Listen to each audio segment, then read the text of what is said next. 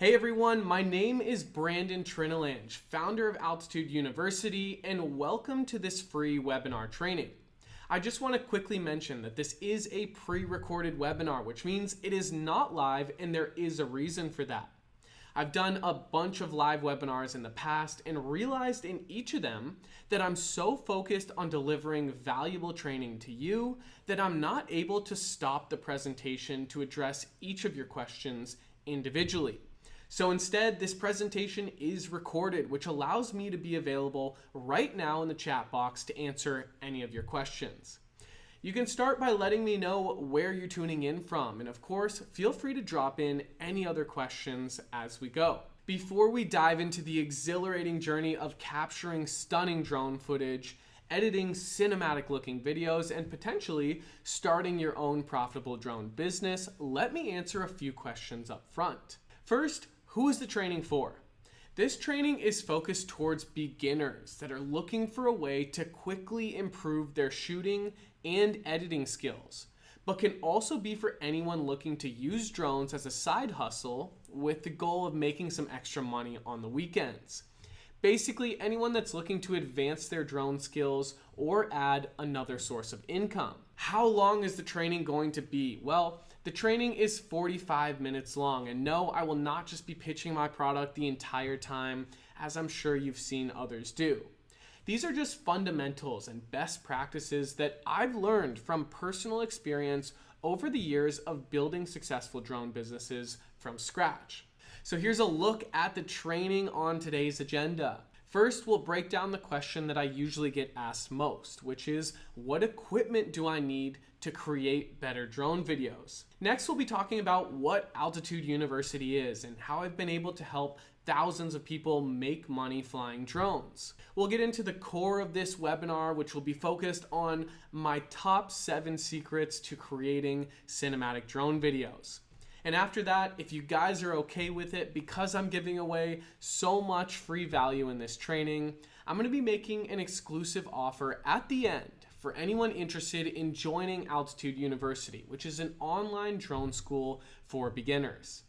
To close the training, I'll be giving you access to my private Facebook group, and I'll be answering a list of most frequently asked questions. I've had thousands of people watch this webinar, and I've written down some of the most asked questions that I get, to which I'll be answering at the end. So make sure you're ready to take notes here, because we're going to be cruising through this material.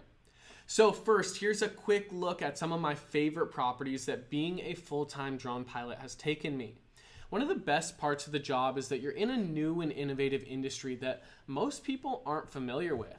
You're able to pitch ideas using technology that some never thought was possible. Some of the corporations I've worked with include Cushman & Wakefield, Coastal Premier Properties, Syngenta, Brightview Development, and the Irvine Company. I've worked with professional athletes that ride for Monster Energy, and I've even collaborated with NASA and Caltech's Jet Propulsion Laboratory. As a team, my business partner Hunter and I have worked with the Empire State Building, Kinergy by Julianne Hough, the Tony Robbins Unleash the Power Within conference, and the Oprah 2020 Vision Tour. So, those are just a few things I would have never experienced had I not learned the skills I'm about to teach you. Being able to fly drones is pretty fun when you're doing it right, but when you're first starting out, it can be very frustrating. It took me years of dealing with terrible drone footage, crashes, and learning through trial and error to get me to the point where I was actually comfortable flying drones and getting paid for my work. That's why we've put together this free training for beginners. So let's dive into the top 7 secrets to cinematic drone videos, and we'll give you as much free training as we can in our remaining time. The first step to creating cinematic drone videos is choosing the right equipment. I've found that doing your research and investing in the right equipment early on leads to higher productivity and will allow you to complete jobs more effectively. If you're new to the world of drones, you're not alone. With the amount of new drone licenses being issued each day, it's safe to say there are many people out there finding joy and freedom working in this relatively new field. So choosing a drone for the first time can be extremely overwhelming. So let's dive into what you should look for when purchasing a drone at any skill level. The first thing is price. Decide where you're at with your business and how much you're willing to spend on equipment. It's important to remember there's a big difference between hobbyists and commercial drone pilots. Hobbyists will typically just purchase any drone that they find, regardless of the cost. Commercial drone pilots, on the other hand, are professionals looking to operate a drone as part of a larger business. So they're going to be very strategic in their choice. Keep in mind, no real business can operate without making a profit. And when your goal is to make money with your drone, then you should be looking at every option as an investment. Think about the return that investment will have on your business. Everyone has a different financial goal, but my rule of thumb is the 10x rule. For every drone I purchase, I look to break even on the drone's cost within 10 projects. For example, when I first started flying drones professionally, my hourly rate was $125 an hour.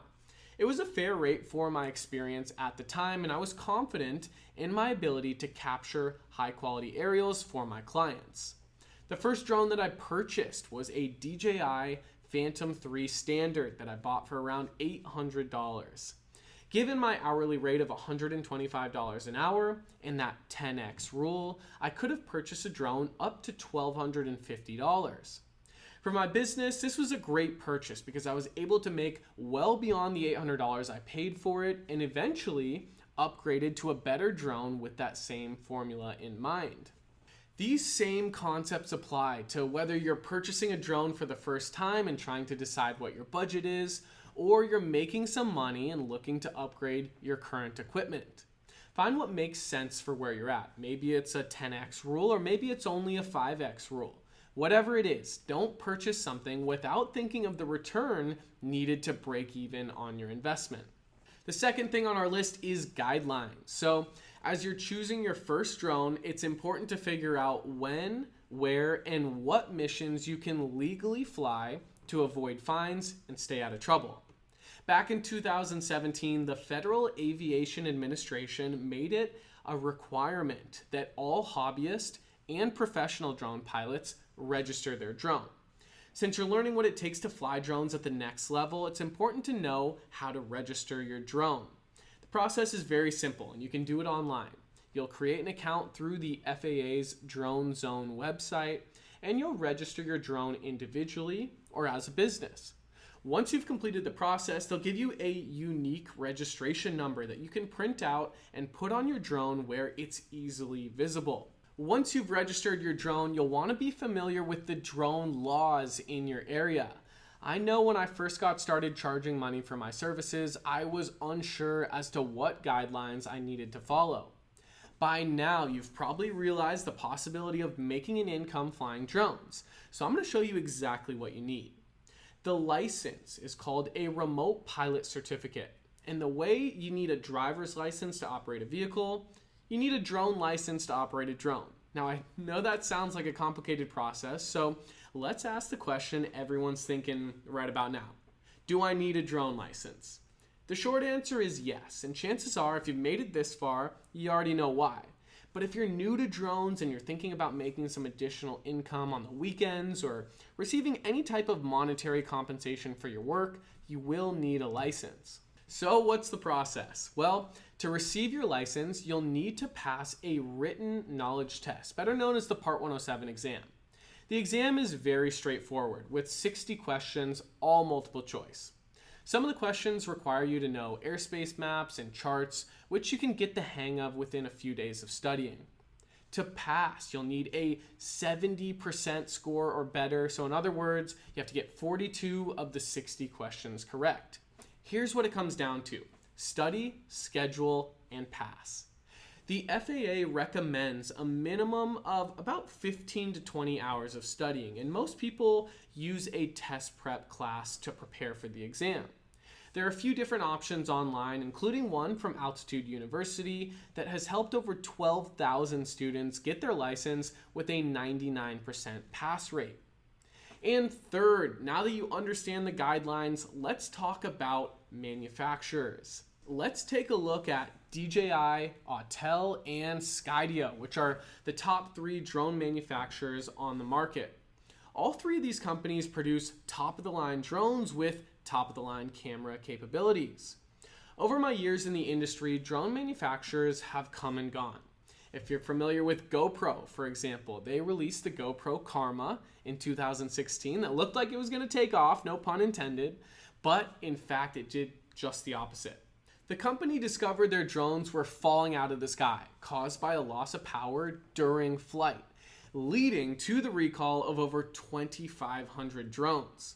The company struggled to find its market share, unlike current competitors like DJI, which manufactures the majority of consumer drones on the market.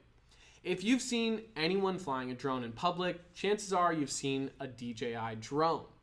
Now, I'm not advocating you only look at DJI drones because it's important to do your own research when making an investment like this. However, DJI owns 80% market share of the drone industry for a reason. The company was started in a dorm room back in 2013, and their first drone to hit the market was called the DJI Phantom, which sold for a little less than $700. This drone had some serious tech behind it, and their founder, Frank Wang, said the goal was simple: create a high-quality consumer drone that won't fall from the sky, which is how most flights were going at that time.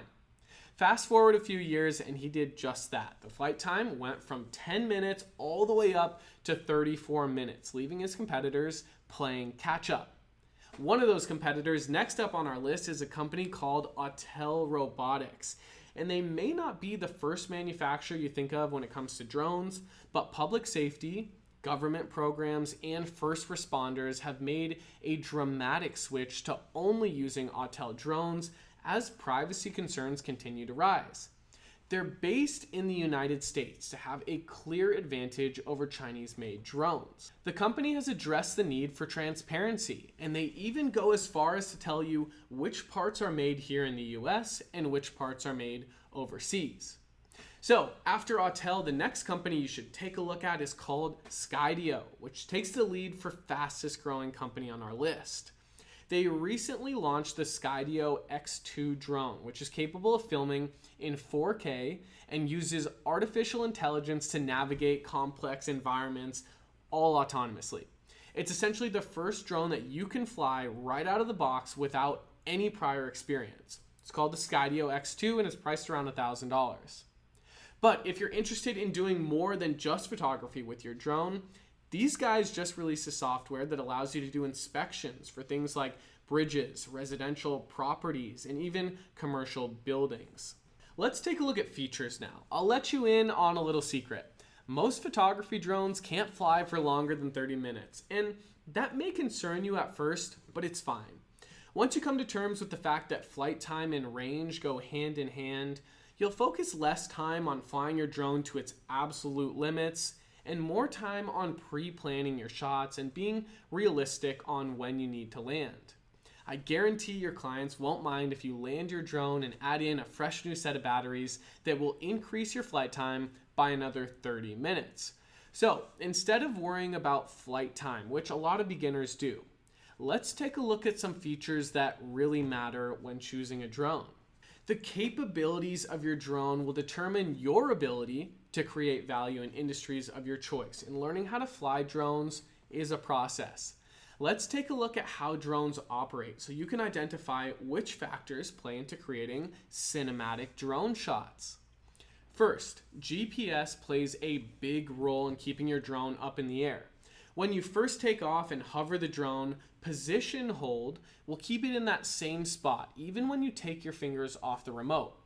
This feature allows the drone to recognize its position and location while compensating for external factors like a gust of wind. If you think about the value this provides, it allows you as a drone operator to slow down time in a complex situation. In addition to the safety of your drone, its 3-axis gimbal provides a support system that allows the camera to remain stable regardless of the motion around it. These features provide slow and steady camera movements that will help you achieve cinematic drone shots, even at high speeds. Some drones even have a return to home button that will automatically bring your drone back if it's running low on battery.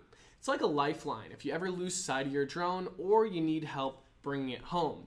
You'd actually be surprised how much you end up using this feature.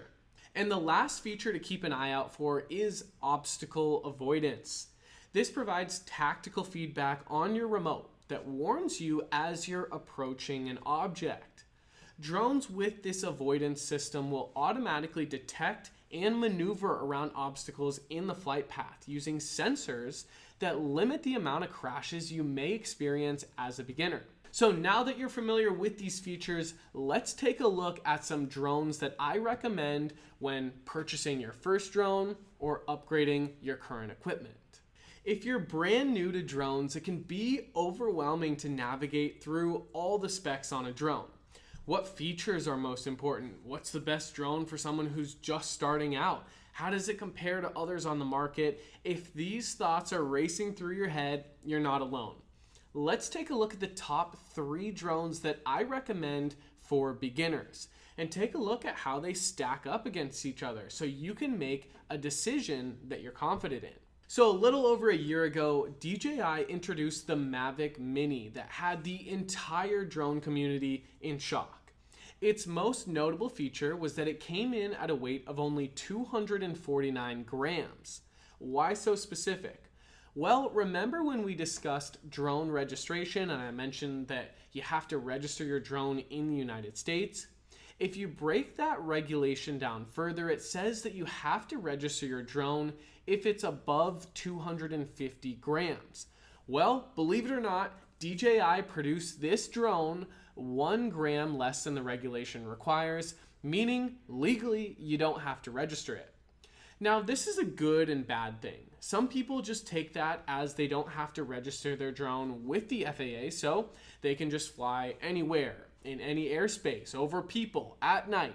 And the truth is, none of that is correct, or legal for that matter. Being that it is 249 grams, yes, technically you don't need to register the drone. However, if you're flying drones commercially, which all of you watching this will be, the aircraft must be registered.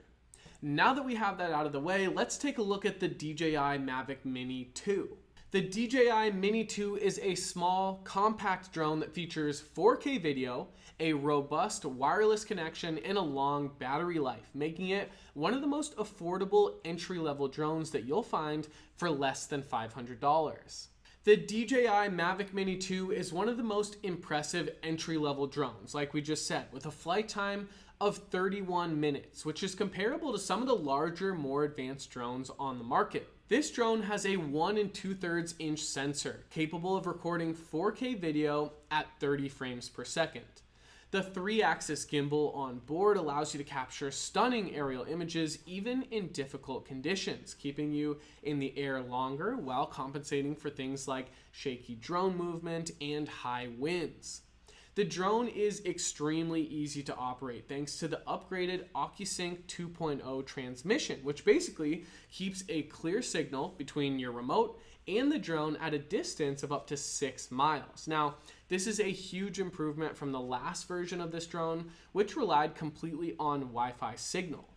Another great feature is the ability to use digital zoom, which supports a 2x zoom in 4K and a 4x zoom in 1080p resolution.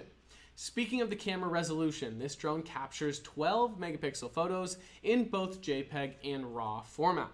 There are a few intelligent flight modes on this drone that gives you access to advanced flight modes like panoramas, quick shots, time shots, and features like Aeb mode and return to home.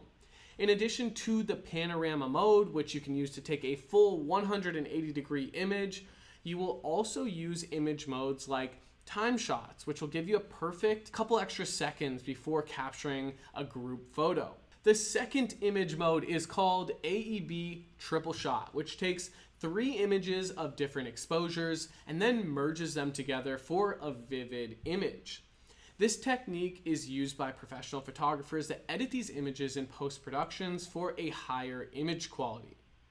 The front of this remote has a return to home button, like we talked about earlier, which is great for beginners who may not feel comfortable flying their drone back all the way home to its takeoff location, especially if it has low battery.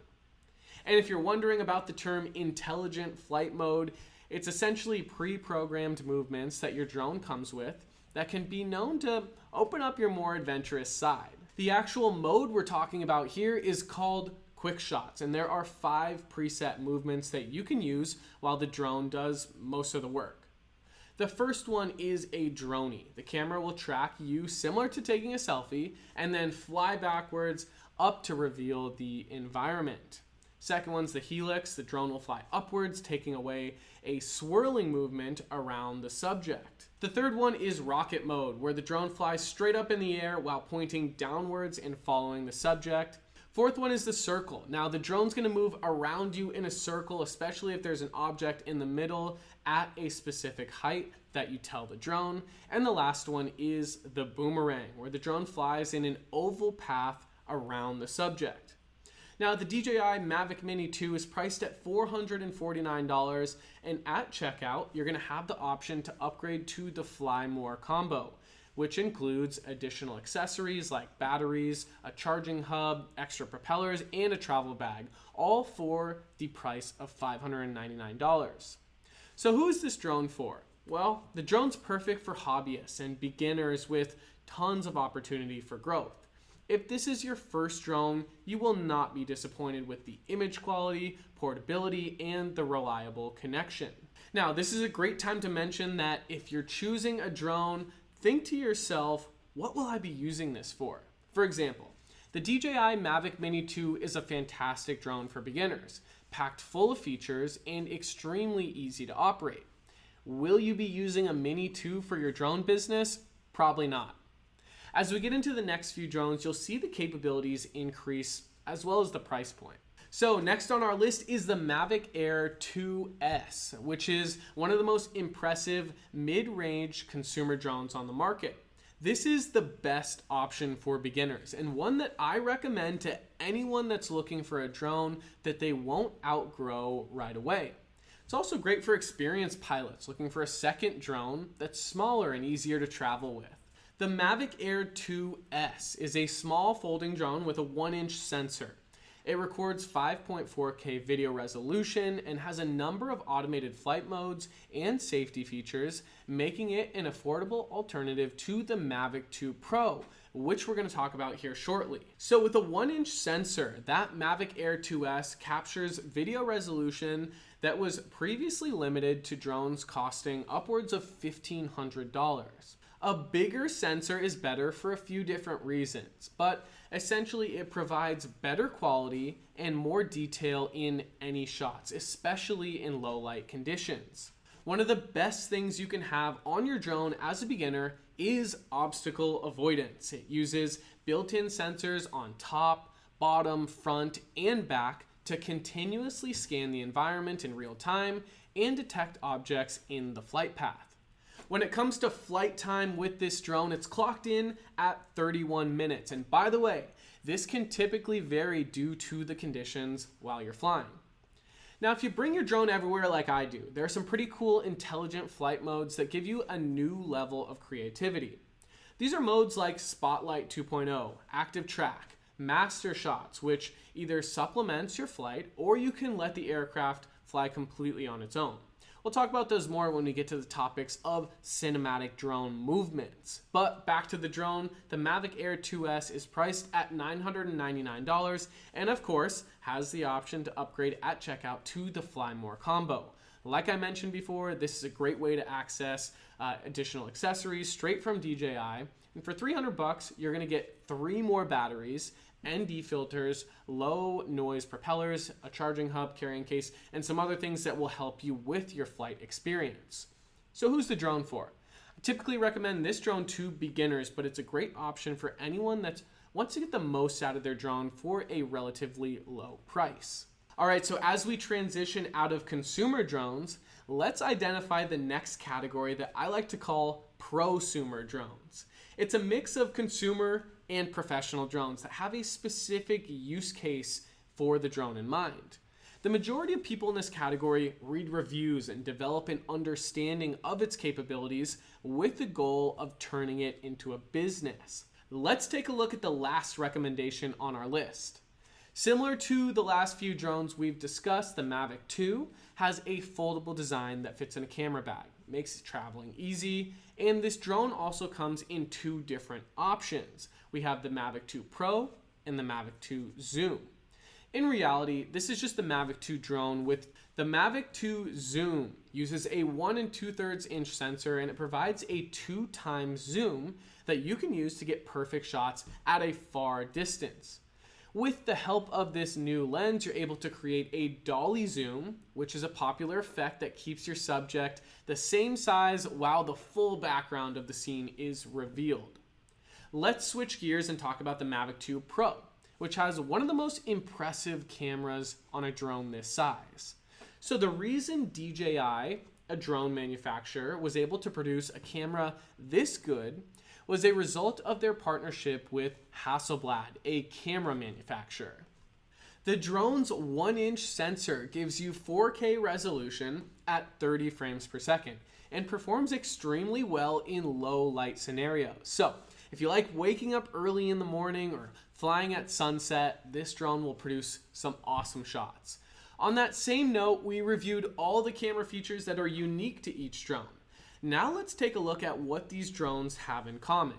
It's called Hdr Photography, and it's quickly becoming one of the best practices when shooting aerial photography. Say you're shooting a real estate property, and no matter how many times you adjust the camera settings, you're not able to capture all the highlights and the shadows in one picture. Hdr Mode will allow you to capture an image, and the drone will automatically capture 3 images. The first image is an underexposed image, which means it appears darker. The second image is normal lighting, and the third image is overexposed, which appears brighter. In post-production, you can merge these 3 together and alter the accuracy of the lighting in different parts of the image to create a more detailed photo. So, who's the drone for? For those looking to make a decision, this drone comes in at a price point of $1,500. If you can't decide, I'd highly suggest between the Mavic Air 2S and the Mavic 2 Pro based on your budget. As a beginner, this drone will be your greatest asset in landing higher paying clients. So once you've chosen a drone, you'll need to familiarize yourself with the camera settings that will help you create more cinematic drone videos. If you were to purchase something like the Mavic 2 Pro, you're going to need to change some of the default settings right out of the box. Most drones come equipped with a 3-axis gimbal that will keep your camera steady and level during flight. But there are a few other components to the gimbal that will help you prepare the perfect shot. The first one is Gimbal Pitch speed, which controls the speed at which the camera tilts up and down. The best example of this is when you see those nice revealing shots where the camera angle facing straight down and then it slowly tilts up to reveal the subject. To get that same effect, you're going to want to change the setting in your DJI Go app to around 10 for that gimbal pitch speed. Next up, we have the Gimbal Pitch Smoothness, which is a setting that controls how smoothly your camera will react during a shot when you take your fingers off the dial. Picture this, you're in the middle of a perfect shot, panning up to down, and then once you've passed the subject, you want to fly away panning to get a nice reveal of the landscape. Once you stop the panning movement, the gimbal tends to stop abruptly, which will mess up the conclusion of your shot. In this case, you're going to want to set that gimbal pitch smoothness to about 25. Now, it's one thing to play with your drone's camera settings and another thing to actually understand the basic camera functions and how you can use them to create better drone videos. When you first get into drones, you hear people talk about camera settings like sensor size, resolution, frame rates, and exposure, which as a beginner can be hard to grasp. You get to this point where you're like, am I supposed to know all this stuff? These questions start running through your head, and chances are you start feeling a little bit overwhelmed because there's nowhere you can go to learn all of this information as a beginner. What I've found is the professionals that are making money flying drones haven't sat down to create beginner tutorials that will teach you how to choose a drone, understand camera settings, basic drone movements, and tips to editing cinematic drone videos. That's one of the reasons why we developed this free training, to give you a kickstart in the industry and really simplify these concepts so that you can land some paying clients. Most of you love flying drones and you want to make some money doing it. That's how I was when I first got started. And through that process, I had to learn by trial and error. Camera settings are constantly being misunderstood by beginner drone pilots. So instead of giving you a bunch of settings to plug into your drone, which will get you nowhere, let's take a look at the settings that you should know and what they actually mean for your footage. The first one we'll go over is resolution, which you hear about all the time. Resolution is just the amount of pixels in a given area, otherwise known as the pixel dimensions. To give you an idea, there are millions of pixels laid out across a camera's sensor, and each one is a tiny little light-sensitive square. When you capture an image, each pixel registers the brightness of light striking it at the time, and if you magnify the image, you'll find that a whole picture is just light recorded on each one of those pixels doing its part to make up the bigger image. That was resolution of a photo, and video resolution is very similar. The clarity is determined by the number of pixels across by the number of pixels high. For example, 1080p HD video, you hear it all the time. It's essentially 1920 pixels across by 1080 pixels high. The same thing goes for higher resolution, which just has more pixels. After you've grasped resolution, it's important to understand the size of your drone's sensor. Sensor size determines the amount of light that's used to create an image. Typically, a smaller sensor comes in cheaper drones. A larger sensor can acquire more information than a smaller one, leading to a better image. Let's say you have two drones with the same amount of megapixels, but a different sensor size. The one with the larger sensor will produce higher quality images because the individual pixels on that sensor are much larger, leading to more information being recorded during a shot. There's huge value in understanding this as a beginner drone pilot, especially when affordable drones are released with high-end capabilities, because you'll be able to understand what that means and why the new features are so impressive. From there, you can better determine if the price point is worth it.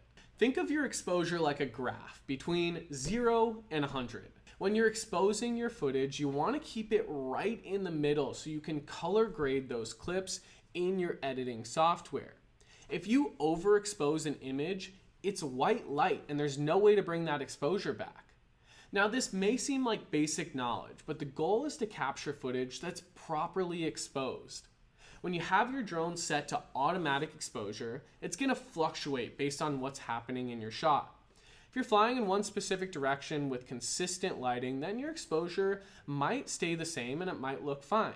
But if the lighting is constantly changing and you're facing different directions, which is typically what happens, then your exposure will fluctuate mid-shot, leading to tacky, inconsistent lighting. There are two ways to ensure this doesn't happen. The first one is exposure lock, which you can find in the bottom right-hand corner of your DJI app. What that icon will do is lock in the exposure to whatever you feel looks best. If everything looks crystal clear at a specific point during your flight and you want to keep that same exposure consistent through the rest of your shot, you can click the AE button to get a consistent look without having to use manual controls. And the last concept I want to review is called the exposure triangle. It consists of shutter speed, aperture, and ISO. Let's take a look at shutter speed. The reason why it's called shutter speed is because it's basically the length of time that the shutter is open and collecting light before it closes to create a frame. Video is made up of a certain number of frames per second. That's what makes up a video, and the amount of time your shutter is open, exposing light to those frames, is your shutter speed. A faster shutter speed means that the sensor is only quickly exposed, resulting in a darker image, compared to a slower shutter where it's exposed to the light significantly longer, which you can already guess results in a brighter image. It's going to take some getting used to, but you'll want to get to know your shutter speed based on the environment. Setting your shutter speed to twice your frame rate will replicate the natural looking motion blur that your eyes are used to seeing. If you've ever heard anyone say this drone has the capability to film in 4K at 60 FPS, that means it can capture 4K resolution at 60 frames per second. And you'll want to set your shutter speed to double that frame rate, meaning if you're at 4K, 60 frames per second, your shutter speed should be at 120. Let me show you how easy this is. You're on the beach or in the mountains flying your drone. You want to give your footage a nice cinematic looking feel. The first thing you do is set your resolution to the highest quality possible, which would be 4K at 60 FPS. Then what you want to do is head over to your camera settings and hike your shutter speed to 1/120th of a second, and you'll be ready to fly. So Aperture. Aperture controls the amount of light being let into your lens. Most drones have a fixed aperture, which means you can't alter the setting. But there are some drones like the Mavic 2 Pro that have a variable aperture. It's measured in what's called f-stops. And if you've ever seen an interview on TV, you've probably noticed that the interviewer looks sharp and focused while the background is blurred and out of focus. This is the same concept. However, depth of field is not a huge concept in drone photography because typically you're in the air far away from the subject that's on the ground. The last setting that controls the exposure of your image is called ISO, and it's essentially light that's digitally introduced. If you do want to play around with ISO, keep in mind that increasing the ISO adds in artificial light, making your image brighter, but at a cost. Increasing it could be beneficial in the right scenario, but that also increases the noise and grain in your image too. So as a rule of thumb, keep your ISO as low as possible when you first start flying. Now you may be wondering how some of your favorite content creators capture and edit such beautiful drone footage, and it comes down to your picture profile. Standard profile is the mode that beginners use right out of the box. It looks good, and when you transfer the video files to your computer, you can cut them, stitch them together, add some music, and post it on Facebook. Chances are if you're watching this video, that's not what you're looking to do. If you want to learn how to color grade footage and have more control over the quality of your videos, then you should switch to D-Log. Now I'll warn you, right out of the drone, these clips will not look good. They're flat with no real contrast to them. But when you adjust them in a video editing software, you'll be able to create some stunning videos, giving your footage a better look. Since Apple launched its App Store back in 2008, mobile apps have become a big part of our lives. To be fair, they weren't the first to sell apps, but the App Store brought them like never before. By now, it's hard for us to imagine a life without those helpful icons on our smartphones, making our lives a little easier. The same goes for applications created specifically for drone pilots. I'll be showing you the processes I've used for over 7 years as a professional drone operator that have allowed me to completely separate myself from the competition, create amazing content, and put business processes in place that have my clients coming back again and again. Since you're in the early stages of your business, the work you're doing now is meant to build your portfolio. The more consistent work you put out, the more you'll start to establish yourself as the premier drone operator in your area. Let's say a real estate agent sees your work on social media and they reach out to see if you'd be available to capture some aerial shots of their listing. There are 3 steps to preparing for this project. Think location, permission, and insurance. The first thing I always do is request the property address before agreeing to a project. Using the DJI GeoZone website, I'll enter the location and check the airspace to see if I'm legally allowed to take off in that area. The DJI GeoZone map tells you where it's safe to fly, where flight may raise concern, and where flight is completely restricted. As a certified drone pilot, you're prohibited to fly around locations like airports, power plants, prisons, and national parks. There are even temporary flight restrictions that you'll need to check prior to takeoff that protect things like stadiums, events, forest fires, and other emergency situations. But one of the benefits of being a certified drone pilot is that you have the authority to request near instant approval to fly in controlled airspace. Having access to an app like Air Map will allow you to identify the airspace and the weather conditions so you can plan your mission in advance. Once you've checked the airspace, you'll be able to confidently let your client know a date and a time that works best to fly. If there are any restrictions on your flight, like controlled airspace right above your client's property, you can start the approval process. While it used to be more complicated, the FAA released the Low Altitude Authorization and Notification capability. It's called LANC, and that was released in 2017, making the process of getting clearance pretty straightforward nowadays. Use the AirMap app to check airspace information that's relevant to your mission. You'll plan the flight inside the app and automatically receive a brief of how your operation may be affected by any airspace regulations, advisories, or weather conditions. If you're in controlled airspace, request authorization to fly, and when accepted, they'll provide you with an official document that you can share with your clients. This step of the process has proven to build trust and peace of mind, leading to a healthy relationship between my clients and I. After checking the airspace and planning your mission through AirMap, the last step is to protect yourself with drone insurance. Now, insurance can be tricky, so let me break down how this works. There's base coverage and liability coverage. The base coverage is something that you can use when your drone is not in the air. This typically covers the repair or replacements of your drone if it's damaged or stolen. Liability coverage will be necessary to protect you and your client. What that means is you'll need to sign up for what's called on-demand liability coverage that will protect you from third-party claims of property damage or injury. So let's say you accidentally crash your drone into your client's property, building, or equipment on site. Insurance will protect you and your business from being personally liable. Having on-demand coverage will allow you to show up to your job site, open up the app, and schedule liability insurance for a specific period of time. I typically purchase the policy for 1 hour prior to the project, during the project, and then I keep it running until 1 hour after I've landed.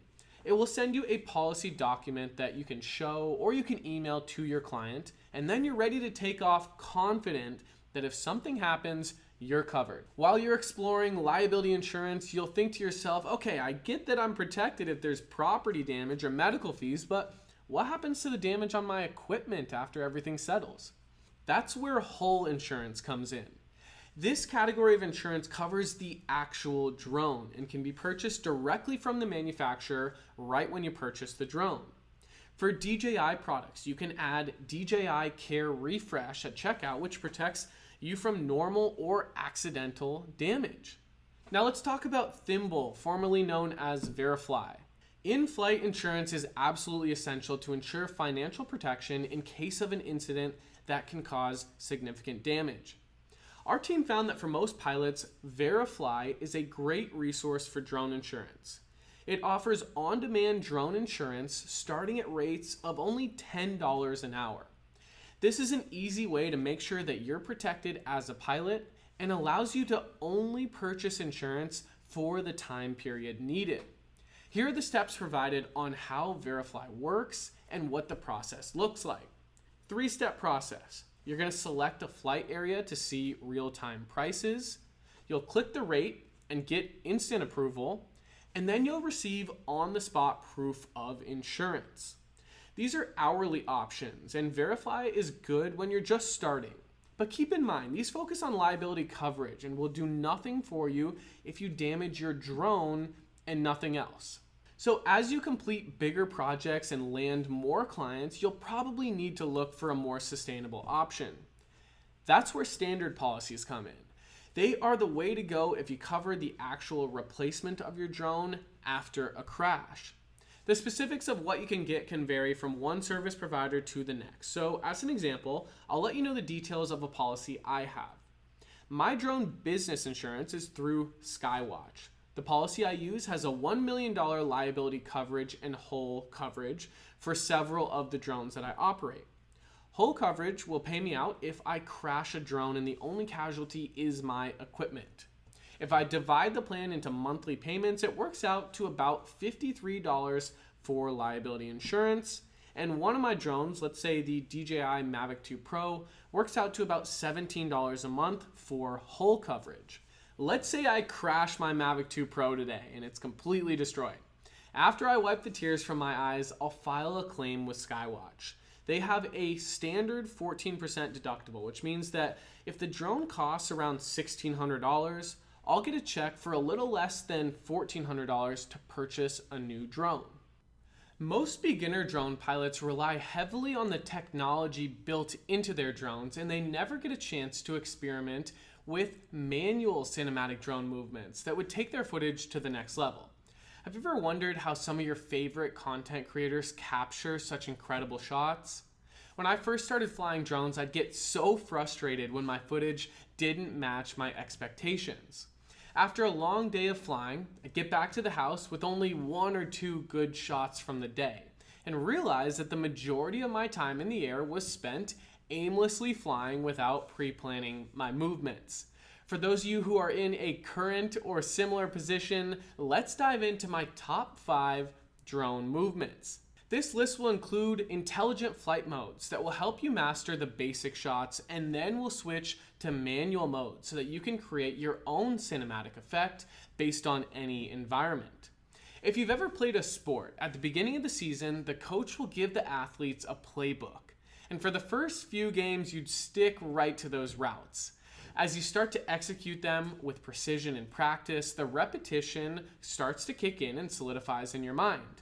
After a while, your field IQ increases and you start to add your own little twists by incorporating variations into the mix. This is the same process used for flying drones at the highest level. Professional drone pilots learn by sticking to the basics, and then over time they carefully started adding their own little variations into the shot, creating an arsenal of drone movements that they can use in any scenario. If you navigate to the intelligent flight modes on the left-hand side of the DJI Go app, you'll see a list of different pre-programmed movements that you can leverage in your videos. Some of my favorites include the hyperlapse, quick shots, and active track modes, but for this specific example, we'll be choosing hyperlapse. Similar to a time lapse, hyperlapse takes pictures at different intervals, but incorporates movement while doing it. There are 4 modes you can choose from, but for this shot, we'll be selecting the waypoints option. To get the most out of hyperlapse, it's best to choose an interesting subject that the drone can track. I typically choose large structures like boats, bridges, buildings, or even large cloud formations. Once you've chosen your focal point, the drone will automatically shoot a time lapse along the path of the waypoints you've chosen. The cinematic value of this shot can be found rising in elevation while keeping the camera angle fixated on the subject. Quick little trick here, by turning on the grid in your app, you'll be able to use it as a reference and keep the focal point moving directly on the subject as you're moving. The next shot on our list is under the quick shots mode, and it's a feature called the helix. This is one of my favorite shots to reveal a landscape and works best when you have a subject in front of an impressive view. Depending on what you're shooting, you'll choose your subject, select the maximum height, and then let it run. Since the drone typically moves very slowly in this shot, I'll speed up the middle section of the shot in post-production to bring down the final length. Both of these quick shot modes focus on a standalone subject. Now we're going to switch gears and switch our settings into active track mode to incorporate some movement in our shots. So instead of capturing just landscapes, I'd figure we'd progress into something a little bit more exciting. This setting is called Active Track, and there are a few different options to choose from, both trace and parallel mode. Let's focus on the trace mode, which will automatically follow a subject from a constant distance, keeping it focused right in the center of the frame. One of the best parts about Active Track mode is that the drone is equipped with forward, backward, and downward obstacle avoidance sensors that detect objects. If you're mountain biking or snowboarding in trace mode and an obstacle is sensed during the flight, the drone will actively navigate around the terrain to avoid crashing. Cinematic value of this shot sits with the viewer feeling like they're moving to the next location with you. Now, these intelligent flight modes are great for capturing or following a subject, but as you create a storyline, you're going to want to capture shots that progress past your subject. Once you shift the focus to the environment, you'll want to have more manual control of your drone's movement. Let's take a look at the tilt up reveal shot, which is a fast forward movement with a slow tilt to reveal the scene in front of you. This works best with locations that have a flat surface and interesting textures like snow or grass.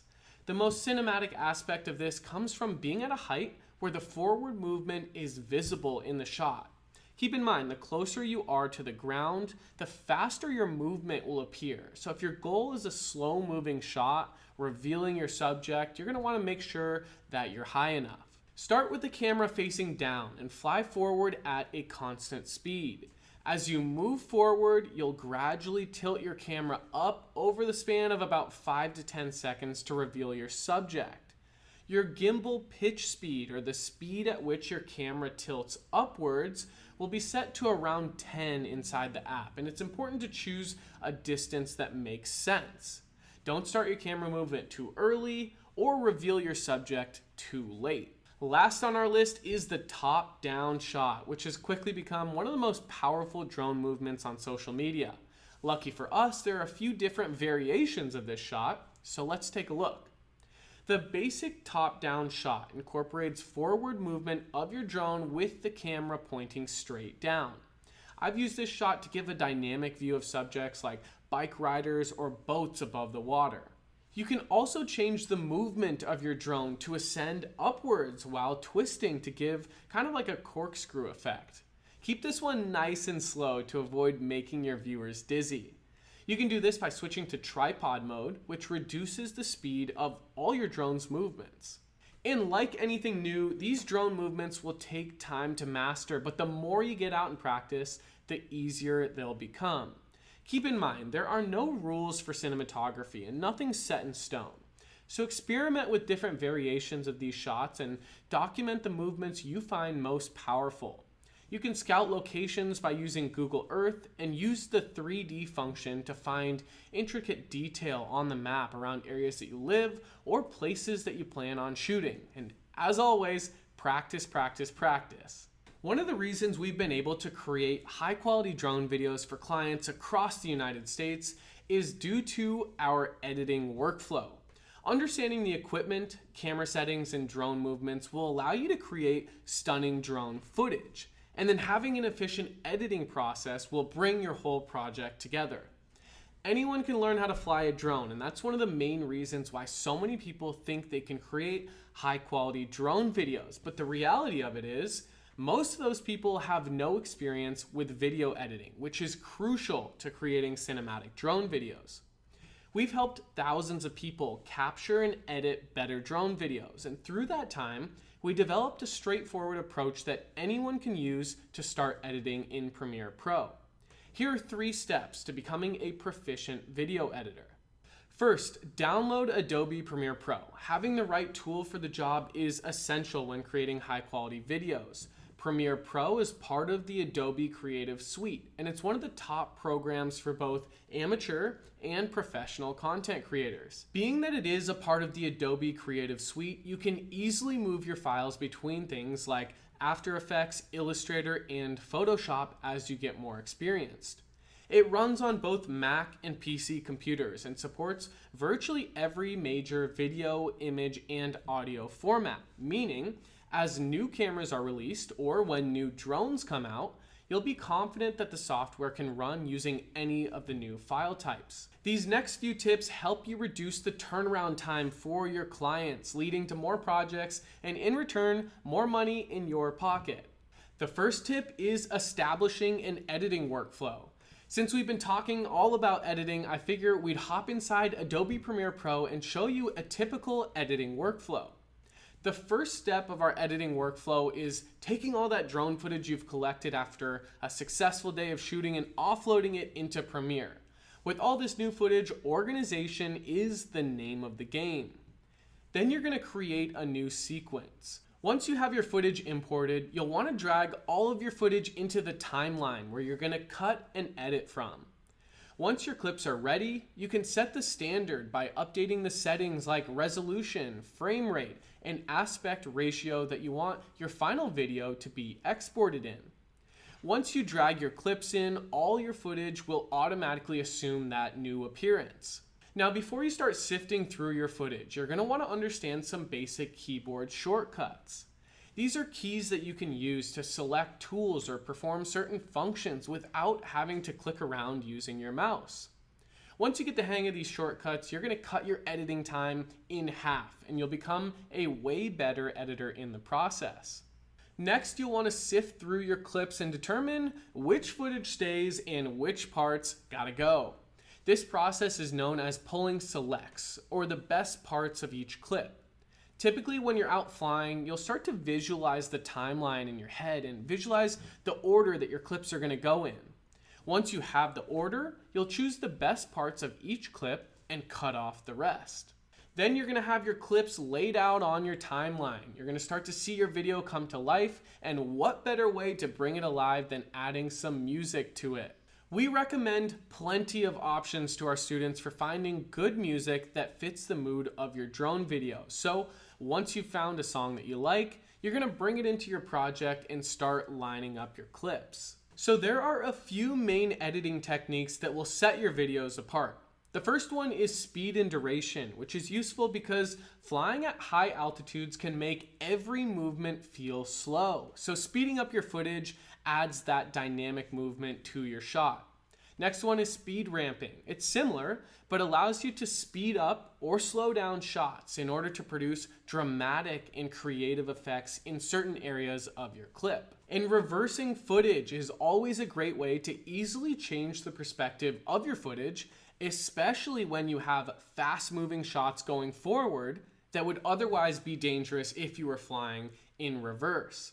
Next is scale and position. Adjusting this feature is a great way to add depth to your footage. Depth creates a feeling of being inside the shot itself, which is very enticing for your viewer. And then once you're happy with the way your clips look, you're going to want to export your video and it's going to be ready to share. We expand on all of these steps in detail inside the drone masterclass and give you the strategies that you can use to become a more proficient video editor. So let's talk quickly about copyright-free music. Cinematic drone footage is nothing without quality music to tell the full story. I'd say finding the correct music is just as important as capturing high-quality drone videos. In addition to choosing the right song, you're going to want to make sure you're using a copyright-free option. For paid music, you can use Epidemic Sound. They have a large library of music that's separated by category and it grows daily. If you're not familiar with copyright-free music, it's essentially the type of music that you'll need to use when creating drone videos for a client or monetizing on YouTube. There is great peace of mind knowing that all your music needs can be satisfied on a platform like Epidemic Sound without having to worry about your videos being taken down for copyright issues. Whether you're building a business or a personal brand, you'll need to master the skill of marketing yourself effectively. Sometimes we find it tough to put ourselves out there, but the reality of it is someone's out there making money flying drones in your field, and the only difference between you and them is they've learned to master their skills, build a portfolio, and invest in themselves. These three strategies have allowed myself and thousands of other students the ability to land higher paying clients and build sustainable businesses. The first step is learning how to master your skills. High-quality drone footage provides value to so many different industries, whether it's wedding videos, real estate videos, commercials, music videos, cars, or action sports. Choosing something you'll enjoy and sticking to it is the first step to separating yourself from the competition. The key is to choose something that you're passionate about and keep it simple. The type of content you create is what you're going to get hired for. So choose one thing you'll enjoy and be the best at it. Once you've chosen your niche, you're going to need to specialize your services as well. Your clients need to reach a high level of trust in you and your services, and the drone pilots who focus on delivering the highest quality of work in one specific field are more likely to inspire confidence in a potential client. Starting a business is difficult, and the most successful people that I've worked with understand that it's a process. You need to work on your craft and practice until you're consistently producing high quality content in your field. My next piece of advice is to be known in your area as the drone expert. You'd be surprised how many projects come your way just from being the go-to guy when it comes to drones. And here's another thing to keep in mind. No one starts out as an expert. You become one through constantly learning by trial and error. So start small and master your skills. The second step is to build a portfolio. If you've been taking notes throughout this training, you already have a competitive advantage on someone who's just establishing themselves. After you start applying the 7 secrets to cinematic drone videos, you need to go out and put them to the test. Get out there, start creating content, and build your portfolio. That's the key. Building your portfolio is crucial because it allows your future clients to view your work and hire you to replicate those same results for their business. As a requirement for building your portfolio, you'll need to capture as many photos as possible. As a beginner, you probably won't have any paid projects yet, but that's fine. Take this as an opportunity to do free or cheap work for your prospective client until you have enough content to start a portfolio. Having an online presence allows you to position yourself as a knowledgeable drone pilot. The majority of work I got in the early stages of my career came from people who kept up with my work on social media, specifically Instagram, which is a great way to build your credibility in your space. In the early stages of your business, you'll spend a lot of time thinking about what you want to call it, and I typically recommend starting with your name or a variation of it. As social media continues to grow, personal branding has become fundamental. In the past, the term branding used to be reserved for businesses, but now a personal brand can be seen as a unique combination of skills and experience that defines who you are and what you specialize in. As a service provider, you're selling your knowledge and expertise. Using your name maximizes the value of your personal credibility and builds trust. Customers like to know there are real people behind a business that are going to be there to complete the project and prove to be a safe drone operator, especially since this is such a new and untapped industry. And lastly, my third step to marketing yourself effectively is investing in yourself. If you expect others to invest in you and your services, you better be willing to invest in yourself. The 2 avenues I chose to focus on when I was first starting that allowed me to grow so quickly and work with higher paying clients was investing in my equipment and my education. The great thing about the drone industry is the barrier to entry is a lot lower than most other businesses. In other businesses, there are usually high startup costs, understanding how to use complex equipment, specialized training requirements, and building up the business before generating revenue are significant hurdles for anyone. However, starting a drone business can be done with the right drone, a decent computer for editing, and the right training. So start with what you can afford, and then as you start to land more clients, you can upgrade your gear and charge higher prices for your work. Simply understanding these principles will not lead you to higher paying clients. You need to go out and apply these concepts. One of the best ways to ensure you're on track is to invest in the right education. YouTube is a great option, but you end up paying the price in time. What I found is the full-time drone pilots with real-world experience haven't sat down to create tutorials that would help someone actually make an income flying drones. How do I know this? I've helped over 12,000 people get their Part 107 license to fly drones commercially here in the United States. And over the years, I've received hundreds of questions from students that were unsure of the roadmap to creating higher quality drone videos. I started getting the same questions over and over, and so instead of responding to each person individually, which is what I was doing at the time, I thought I would put together a program that would help beginner drone pilots learn to capture and edit better drone videos, leading to higher paying clients. Click the button below to continue this training inside the Drone Masterclass.